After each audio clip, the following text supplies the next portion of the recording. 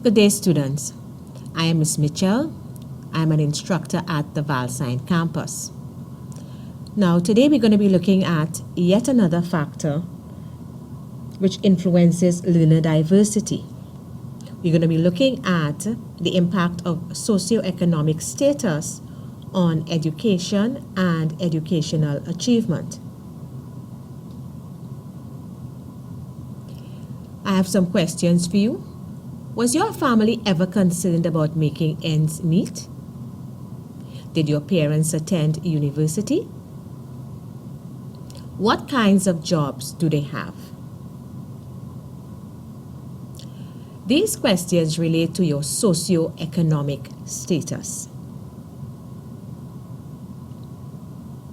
Egan and Kauchak define socioeconomic status, or SES, as we will say from now on, as the combination of parents' income, level of education, and the kinds of jobs they have. This combination of factors describes people's relative standing in society. Now, sociologists divide families into 4 classes. We have the upper class, middle class, working class, and lower class. Now, from time to time, you'll be hearing persons referring to SES or social class. This chart shows characteristics of different socioeconomic levels. As you can see, we have upper class, middle class, working class, and lower class. And of course, we have different categories which are considered: income level, occupation, education, and housing arrangement. Let's take a look at upper class. Now, persons belonging to the upper class are said to be making incomes of $160,000 US or more per year. In terms of occupation, they may either be employed in corporate positions or they may be professionals, for example, doctors or lawyers. In terms of education, they would have attended college and or professional schools, and of course they expect their children to do the same. In terms of housing, they own a home in a prestigious neighborhood. Now let's have a look at the middle class. Now, as we can see here, the middle class is divided into 2, the upper middle class and the lower middle class. In terms of income, persons belonging to the upper middle class, would be making between $80,000 and $160,000 US per month. In the lower middle class, they'd be making between $40,000 and $80,000 per year. In terms of occupation, they would either be considered white-collar workers or skilled blue-collar workers. In terms of education, they would have attended high school and college or university and professional schools, and they usually own their home. Now let's look at the working class.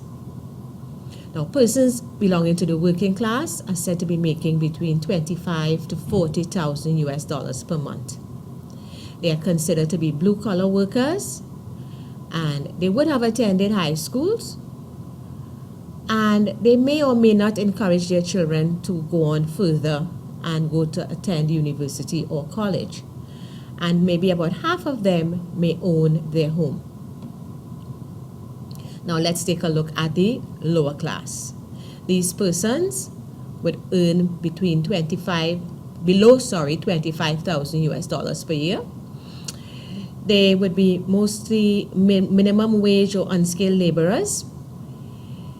They would have attended high school, or maybe they may have dropped out before they were finished, because cost is a major factor in education. And they would most likely be renting a house or an apartment. Now, You heard me mention earlier white-collar workers and blue-collar workers.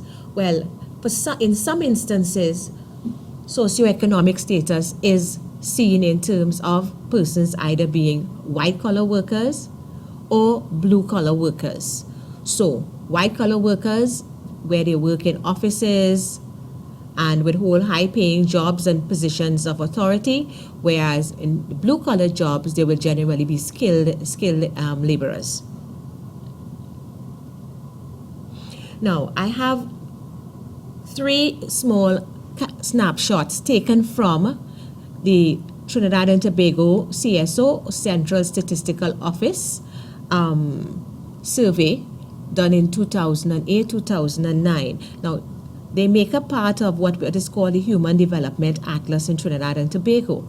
Now, this first one looks at household income per capita per year.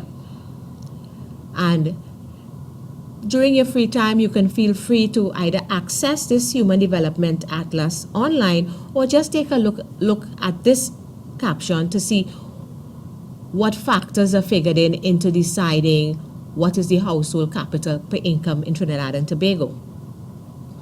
This second snapshot consists of primary and secondary educational attainment by administrative areas. So it looks at the percentage of children between 6 and 16.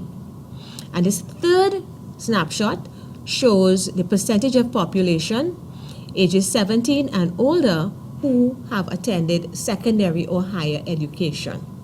So although we don't have a chart like the one we saw for the United States before, we in Trinidad and Tobago are in fact looking at socioeconomic status as well, and as well its impact on education. Now, let's say this ladder represents socioeconomic status. Where would your family be located? Would it be at the top or high class? Or would it be at the bottom or lower class? Or are you somewhere in between and considered middle class? Something for you to think about.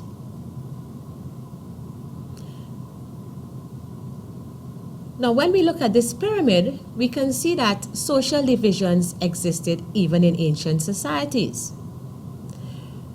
We see in ancient Egypt, unskilled workers being at the bottom of the pyramid. Above them were the farmers and the herders. Then the artisans, the traders, the shopkeepers and the scribes. Then the priests and the nobles, and of course, Pharaoh was at the top of the pyramid. India has its own social divisions referred to as the caste system. At the bottom we have the untouchables, and at the top we have the Brahmins. So again, you can feel free to read up on this in your spare time. So you may be wondering why we are discussing SES in our study of educational psychology. Well, as you can see, it is one of the most important factors in learner diversity, and it has a powerful impact on student achievement. Socioeconomic status consistently predicts intelligence and achievement test scores, grades, truancy, dropout, and suspension rates. Now, how does SES influence learning? SES influences learning in at least 3 ways. First, it influences basic needs and experiences, parental involvement, and attitudes and values. Let's take a look at basic needs and experiences. Now, many low SES children lack medical and dental insurance, and they live on inadequate diets in substandard houses. Research indicates that poor nutrition can affect attention and memory and even lead to lower intelligence test scores. It's hard to concentrate when one is hungry. In schools in the United States, the school nurse often substitutes for a doctor for children of poor families, since those families may not have any insurance and may not be able to afford medical care.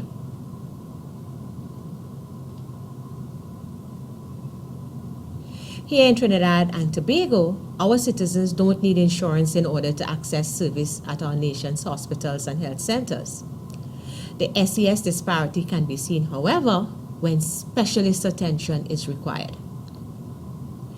Persons of high SES can afford to pay the exorbitant fees charged by specialists, while persons of lower SES may have to join clinics and wait many months before being treated. Their condition or prognosis can deteriorate in the meantime. Now let's take a look at experiences. SES also influences the background knowledge that children bring to school. High SES parents are more likely to provide their children with educational activities such as travel to other countries and visits to art galleries and museums.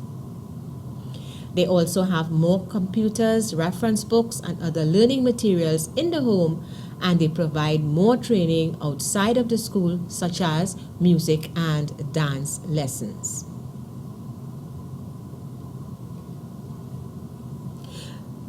Now that's the end of the first part of the presentation, and we will resume in the second part.